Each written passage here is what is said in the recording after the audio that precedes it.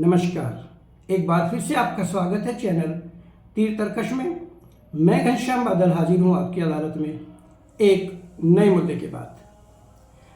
कल की वीडियो में जैसा कि मैंने आशंका जाहिर की थी वैसा ही हुआ। नेपाल की सरकार को जाना ही पड़ा। युवा शक्ति के आगे सरकार चली गई।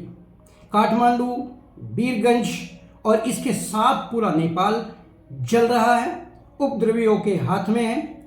मंत्रियों को दौड़ा दौड़ा करके पीटा जा रहा है। वहां के वित्त मंत्री को दौड़ा दौड़ा करके पीटा गया।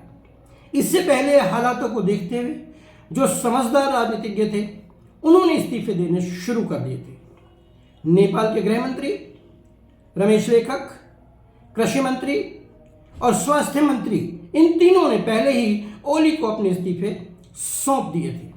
इतना ही नहीं, आरएसपी के 21 सांसदों ने भी राष्ट्रपति को अपने इस्तीफे की जानकारी दी थी। हालांकि राष्ट्रपति रामचंद्र पौडेल ने उनको अभी इस्तीफा न देने के लिए कहा था। अफवाहें तो ये भी हवा में तैर रही हैं कि केपी शर्मा ओली नेपाल छोड़कर बाहर जाना चाहते हैं। इस बारे में उन्होंने नेपाल के सेनाध्यक्ष से बात कर ली है और उन्होंने नेपाल के सेनाध्यक्ष को रिक्वेस्ट की है, प्रार्थना की है कि उन्हें नेपाल से सुरक्षित बाहर जाने का रास्ता दिया जाए, विमान मुहैया कराया जाए। और जहां तक सूत्र बता रहे हैं, वहां के सेनाध्यक्ष ने उनसे कहा था यदि वे इस्तीफा दे देते हैं तो उनकी इस प्रार्थना पर विचार किया जाएगा एवं उनको देश से सुरक्षित बाहर पहुंचाने का जिम्मा सेना अपने हाथों में ले लेगी। अब इस वक्तव्य में कितनी सच्चाई है ये तो समय आने पर पता चलेगा। लेकिन नेपाल जिन हालातों से पिछले 17-18 साल से गुजर रहा है वे हैरान कर देने वाले हैं। 2008 में वहां पर राजशाही परिवार के खिलाफ क्रांति हुई। महाराजा वीरेंद्र वीर विक्रम और महारानी ऐश्वर्या समेत पूरे राजशाही परिवार की हत्या कर दी गई। उस समय उंगली शाही परिवार के ही एक सदस्य ज्ञानेंद्र शाह पर भी उठी। जनता बड़ी खुश हुई कि वहां पर उनको मुक्ति मिली है राजशाही से और अब वहां पर लोकतंत्र के फूल खिलेंगे और नेपाल भारत की तरह आगे बढ़कर आएगा। लेकिन इन 17 वर्षों में 15 प्रधानमंत्री आए। 4 बार केपी शर्मा ओली प्रधानमंत्री बने, लेकिन उनके ग्रह नक्षत्र कुछ इस प्रकार के कि एक बार भी वे अपना कार्यकाल पूरा नहीं कर पाए। कभी उन्हें पद छोड़ना पड़ा तो कभी उनको हटा दिया गया। जनता का आरोप है कि ये सारे के सारे नेता आपस में मिलकर नेपाल को लूट रहे हैं और वहां पर रोजगार और भ्रष्टाचार की हालत इतनी खराब हो गई है कि जीना भी बड़ा मुश्किल हो गया है। मैं प्रसिद्ध चैनलों के ऊपर कुछ वीडियोस देख रहा था तो एक बार फिर तीर तर्कश की ये बात सच साबित हुई कि नेपाल एक बार फिर से राजशाही की ओर लौटता हुआ दिखाई दे रहा है। चीनी संरक्षण से उसका मोह भंग हो चुका है और वहां के जन जी के कार्यकर्ता खुले तौर पर कह रहे हैं हमें वापस भारत की तरफ जाना चाहिए, नेपाल को हिंदू राष्ट्र बनना चाहिए। कितने त्रस्त हैं नेपाल के लोग वहां के लोकतांत्रिक सरकारों से, इस वक्तव्य से पता चलता है जब एक उपद्रवी वहां पर यह कहता है कैमरा के सामने आकर कि 15 चोरों के मुकाबले यदि एक डाकू सत्ता में बैठता है तो हमें वह कहीं ज्यादा स्वीकार होगा। यानी हम कह सकते हैं राजशाही से भी उसे बहुत ज्यादा उम्मीद नहीं है। केवल इसलिए राजशाही की ओर वहां के लोग लौटने की बात कर रहे हैं जिससे कि देश से भ्रष्टाचार कम हो, रोजगार के अवसर बने और उन्हें संरक्षण मिले। साथ ही साथ वहां के लोग जिस प्रकार के वक्तव्य दे रहे हैं उससे साफ पता चलता है कि भारत की प्रगति से वे बिल्कुल अचंभित नहीं हैं बल्कि बड़े खुश हैं और चाहते हैं कि नेपाल भी भारत की तरह ही प्रगति करे। ये एपिसोड बहुत कम समय में और थोड़े समय का इसीलिए बनाया गया है क्योंकि पल पल वहां के हालात बदल रहे हैं और खबरें ये भी आ रही है कि केपी शर्मा ओली सऊदी में शरण लेने की मंशा लिए हुए हैं।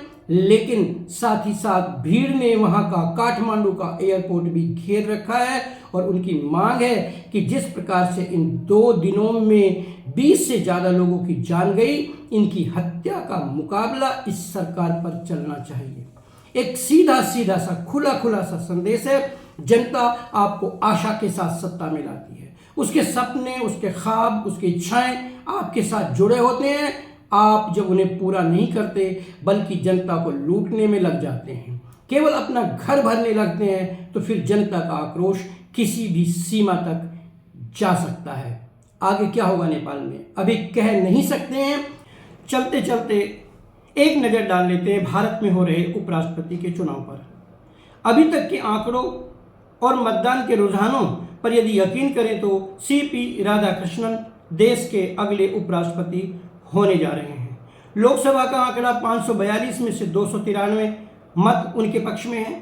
राज्यसभा के 240 जो कार्यकारी मतदान करने वाले सदस्य हैं, उनमें से भी 129 का समर्थन उनके पास पहले से ही था, जो कि जीतने की वोट संख्या से कहीं ज़्यादा है। इस बीच खबर यह भी मिली है कि बीआरएस, शिरोमणि अकाली दल और साथ ही साथ उड़ीसा में जनता दल बीजू पटनायक, जनता दल बीजू ने भी चुनाव से अलग रहने का फैसला किया है। पंजाब के एक और सांसद अमृतपाल सिंह भी इस मतदान में भाग नहीं ले रहे हैं। यानी हर तरीके से समीकरण सीपी राधाकृष्णन के पक्ष में दिखाई दे रहे हैं। आत्मा की आवाज़ की अपील कहीं काम करती हुई दिखाई नहीं दे रहे हैं। हालांकि इसे बी सुदर्शन रेड्डी पहले से जानते होंगे कि राजनीति में आत्मा की आवाज़ नहीं बल्कि उपयोगिता की आवाज़ सुनी जाती है। वहाँ पर देखा जाता है किसके पक्ष में जाने से आपको कितना लाभ मिल रहा है, और इन्हीं लाभों के चलते हुए हम कह सकते हैं कि बहुत सारे ऐसे दल जिनकी विचारधारा भाजपा से नहीं मिलती है, इसलिए उससे अभी भी जुड़े हुए हैं, क्योंकि ऐसा होने पर उसको सत्ता में रहने के भी सारे लाभ मिल जाते हैं। इनमें चाहे चंद्रबाबू नायडू हों, चाहे नीतीश कुमार हों, या दूसरे कई और ऐसे नेता हों जो समय आते ही पलटी भी मार सकते हैं। खैर, कहा जा सकता है कि लोकतंत्र में कुछ भी संभव है। शाम के 6 बजे तक मतदान की प्रक्रिया चलेगी और फिर उम्मीद करते हैं कि आज रात ही, यानी हम कह सकते हैं कि 9 सितंबर की रात को ही देश को कौन उपराष्ट्रपति के रूप में मिलने वाला है, इसकी घोषणा हो जाएगी। वे बी सुदर्शन रेड्डी हों या फिर सीपी राधाकृष्णन। जीते हुए की जय जय और हारे हुए को भूल जाना राजनीति की एक खासियत रही है। आज बस इतना ही। कल जब सुबह होगी 10 सितंबर को, हम स्वागत करेंगे देश में चुने गए नए उपराष्ट्रपति का, और दुआ करेंगे नेपाल के लिए कि वहाँ पर उपद्रव कम हो, वहाँ एक बार फिर से लोकतंत्र स्वस्थ होकर, मजबूत होकर के वापस लौटे, क्योंकि शांत पड़ोस हमारे भी हित की बात है। आज बस इतना ही। होती है मुलाकात एक नए मुद्दे के साथ। तब तक देखते रहिए चैनल तीर्थर्कश।